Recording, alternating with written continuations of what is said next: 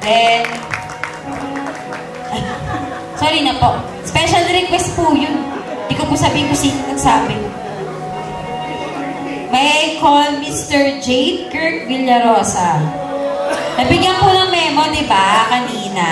Huwag po mahiya.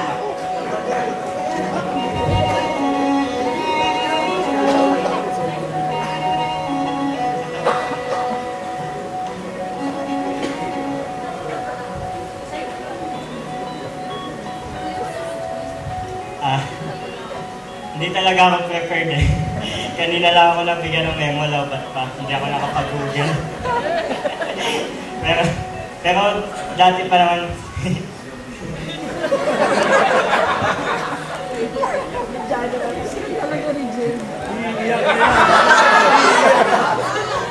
Ay, sige lang, iyak ka lang, Jen. Hindi talaga kasi ako nag-express. Hindi ako sanay. Ayun, sabi ko naman sa kay Kuya, one time, nagalit ako sa kanya. Kahit anong plano niya, supportado ko sila.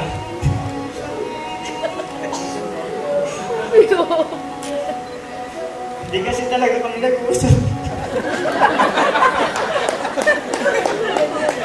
Kaya wala talaga akong sasabihin, kaya iniiyak ko na lang.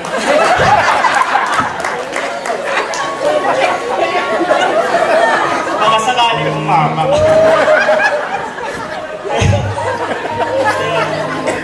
Suportado ko sila, Kuya, sa lahat ng desisyon nila sa buhay. At ngayon, magaling ko, no? Comedian talaga ako. Pero, kasi sa bahay, pag nandun sa bahay si Ate Erica at si Kuya, nag-uusap yan sila. Magkatabihan sila parati. Gusto ko lang, mahilig kasi ako makinig sa mga usapan at kachismisan ganyan. Pero silang dalawa kasi, kahit katabi ko silang ganito, hindi ko sila nanginginig. Kaya hindi talaga kami nag-close.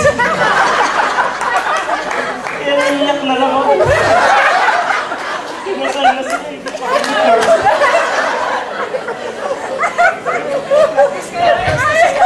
Wala rin ako talaga mabibigay na advice sa kanila kasi mas matanda sila sa akin. Mas matanda sila sa akin. Mas marami silang experiences sa isa't isa kaysa sa experience namin sa isa't isa. Sasabihin lang ni Kuya sa akin, Jackie ko muna magpakain ng aso. Yun lang yung usapan namin parati.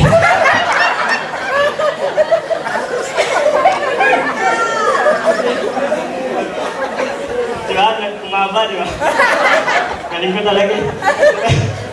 Kaya ito lang yung wala akong masasabi, kaya Bible verse na lang tayo. Hindi ko rin mahanap kasi pero alam ko naman yung verse. yung verse na, for I know the plans I have for you, said the Lord. Thoughts of peace and not of evil to give you unexpected end. Ayan. Alam ni Lord lahat ng mangyayari sa buhay natin, no?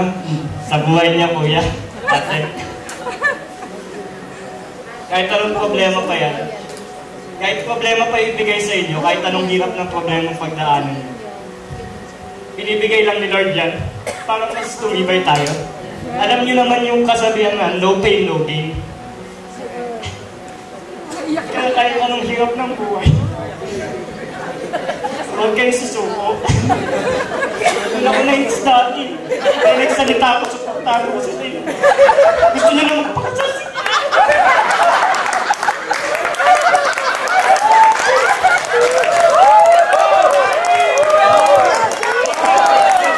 Ito yung pinapilaro sa family.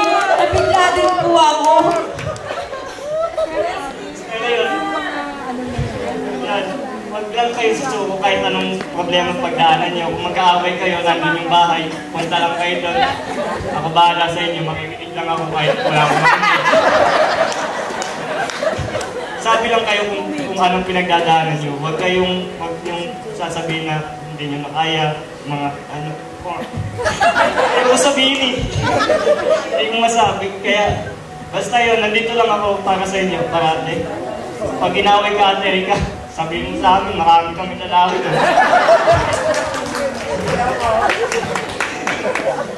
lang yung bahay, malapit lang. Ayun, congratulations and Merry Christmas, Happy New Year. May talent po pala. Ayan talaga yung impromptu. Nakakaiyak na nakakatawa. Ang galing